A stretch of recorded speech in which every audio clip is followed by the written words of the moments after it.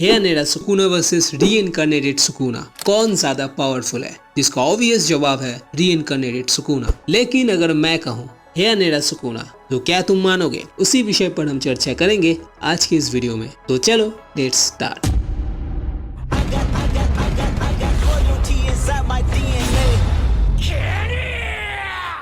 तो compare to Heian era Sukuna, obviously reincarnated Sukuna ज्यादा strong है, क्योंकि रीइनकार्नेटेड सुकुना के पास अपने 19 फिंगर्स के पावर्स थे, प्लस अपने मम्मीफाइड बॉडी की पावर्स जो उसे मिला था अपने ही सर को खाकर। ऊपर से वो एक कर्स है जिसके powers day by day strong बनती जाती है। और यही नहीं, उसके पास मेगुमी की 10 शैडो टेक्निक भी है जिसे वो अपने मर्जी से कंट्रोल कर सकता था। तो हेयानेरा सुकुना रीइनकार्नेटेड सुकुना के सामने कुछ भी नहीं है। बिल्कुल सही। लेकिन तुम्हें याद होगा उराओ मैंने क्या कहा था कि अगर सुकुना किसी वेसल में ना होकर अगर अपने खुद की बॉडी में होता तो उसे हराना मॉडर्न सॉर्सरर्स के लिए नामुमकिन बन जाता। तो उसने ऐसा क्यों कहा? तो क्या इसका मतलब हेयानेरा सुकुना बहुत ही ज्यादा पावरफुल था, even more than reincarnated Sukuna? तो इसे जानने के लिए हमें हेयानेरा सुकुना के सारे पावर्स के बारे में जानना होगा। So first of all, Heian era Sukuna curse नहीं बल्कि एक ताकतवर सॉर्सरर था जो कि जुजुत्सु को बहुत ही गहराई से जानता था, जिस कारण वो किसी भी चीज को एक बार देखने से उसे रेप्लिकेट कर पाता था। एंड ऑब्वियसली उसके पास तब भी अपनी टेक्निक मैलेवोलेंट श्राइन थी। And also don't forget about his weapon जो तब उसके पास था, उसके दो कर्स टूल्स कामुतुके और हिटन, जिसमें से हिटन की powers are still unknown but we all know how destructive it can be, क्योंकि उसने उस टाइम की सबसे powerful clan Fujiwara and Sugawara clan को मिट्टी में मिला दिया था। But still Heian era Sukuna was a human sorcerer, not a curse, right? इसका मतलब तो यह है reincarnated Sukuna is much more powerful than Heian era Sukuna. लेकिन नहीं,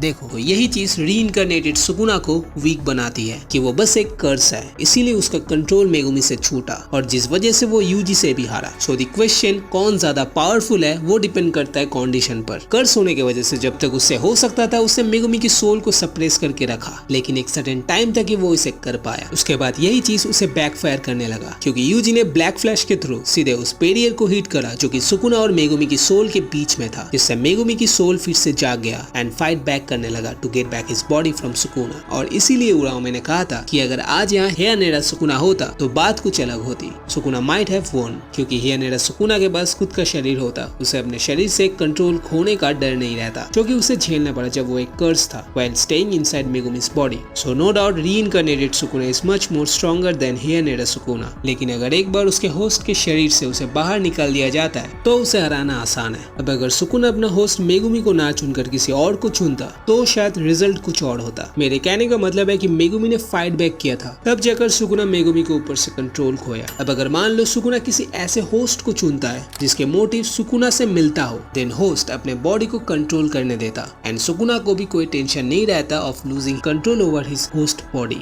एंड अगर यूजी अपने ब्लैक फ्लैश से होस्ट और सुकुना के बीच के उस बैरियर को लूज कर भी देता है, फिर भी ये मुश्किल होता है उन दोनों को एक दूसरे से अलग करना, क्योंकि होस्ट जब तक खुद से नहीं चाहेगा सुकुना अपने होस्ट की सोल को सप्रेस करता रहेगा and he will keep controlling over his host body.